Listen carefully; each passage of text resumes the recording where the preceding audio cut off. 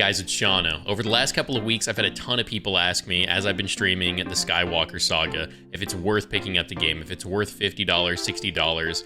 I actually broke my concurrent viewer record over on my Twitch channel streaming the game, and I've been having a good time, but I wanted to put together a video to let you know what my final thoughts are on the game after playing through all the story. So if you like the video, please hit the like button, subscribe. It helps boost my channel up in the algorithm. Got baby Johno on the way, and so we're really grinding that YouTube content. Get right into the video.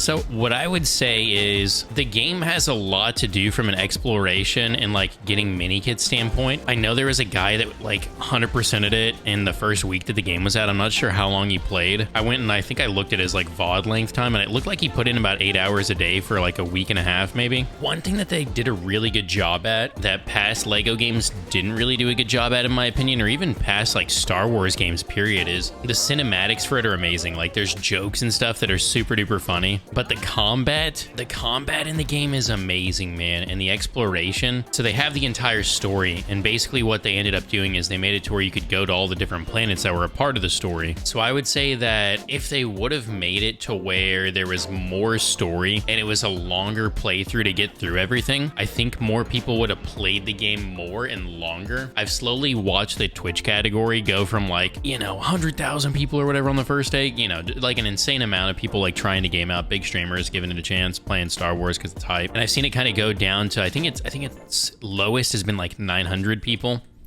Which it's still like it's a sizable category. It's bigger than the SWTOR category is on Twitch. I think the thing is that there just wasn't a lot of like story content to do. And then from my experience so far after 100%ing episode 1, it's kind of a mindless grind. And maybe I could do it if I was just chilling, had the window open, was listening to the rain. Maybe I could do it. Maybe I could go ahead and grind through the, I don't know, maybe the extra like 50 hours or however much so to get all the loot and the datacrons. But there's other games that I want to play. There's other games that I want to play more. One thing I would have liked more was like maybe a difficulty slider. Like, yes, it's a Lego game, but honestly, dude, the combat would have been freaking great, man, if it was like Dark Souls hard. My issue with it could be that I like have been playing through Elden Ring on the side though, like the exact same amount of pacing, and so that could be jading my bias or whatever. Overall the story was really freaking hilarious. I'd give the story like an 8 out of 10. It actually made me enjoy the sequels, which I didn't like the sequels. Like the sequels sucked quite a bit in the movie theaters, but like coming to Exegol, obviously like I'm here and I'm just running around as Palpatine. It's a really cool planet. It's nice to like actually be able to go and explore it. Like that's really cool. And then I can like look at the map, and then I can go to like all the other areas too. The combat's really fun. Like it feels better than past Lego games, but I would say that they said there was going to be a bunch of combos in the game, and there is like a decent amount. So like I jump up and then I ground pound right here, or I can go like X, X, X. I can go A into X again, or I can go X, X, A, X, A. I could just literally like span these two, and he goes into this like crazy combo. But there's it's a lot of it's just kind of button mashing. You got your lightsaber throw. Graphically, super incredible job.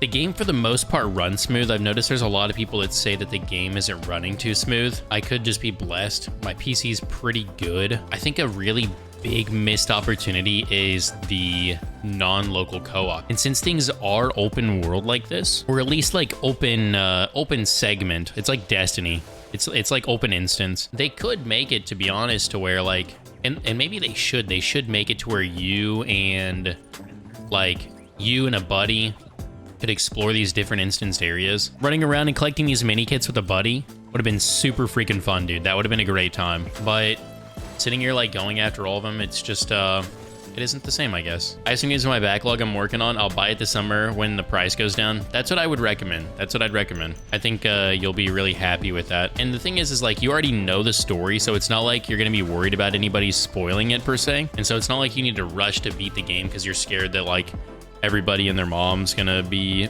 spoiling the story for you. My favorite episode to play so far, the thing is that a lot of the fights are shorter than you want them to be. I'd probably say the Cloud City fight between Luke and Vader, or honestly the throne room fight, was kind of cool. As much as I am not too much of a fan of the sequels, I would have to say that the sequels were probably more enjoyable than some of the other ones. It is really satisfying though. A lot of the notifications and the alerts and the blaster firing, like the gameplay is really good. They did a really good job. I will say, I'm gonna be honest, I love the game a lot. I'm getting kind of bored of like going after mini kits. I think it's just because there's a bunch of stuff that like I feel like I could be doing differently with my time, to where like grinding after them isn't exactly my favorite thing. But I love the combat, I love the memes, I love the gameplay. I would say this is the best Lego game they've ever made, to be honest. But I do want to give like my honest like feedback, and I am kind of being harsher than I would with other games, because this game had a ton of time for them to work on it. So I would say yeah, I would recommend it. It might be worth like waiting for it to go on sale. I would say I don't regret it. I wouldn't regret, and if I was just gaming, but for me, I also have to consider like streaming the game too. It would be worth $50 to just sit and game if I'm gonna go after all the mini kits. For just the story though, the game is not worth $50. I couldn't see myself playing it in the long run. I was really hoping that it'd be a game that I could play and like stream alongside SWTOR, but the grind to get all of the mini kits and stuff is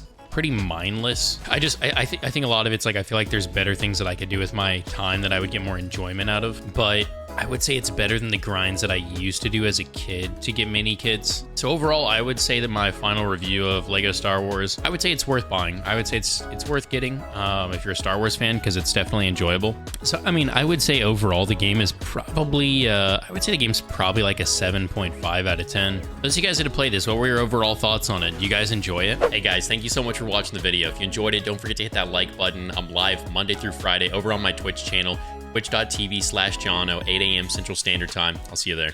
Bye.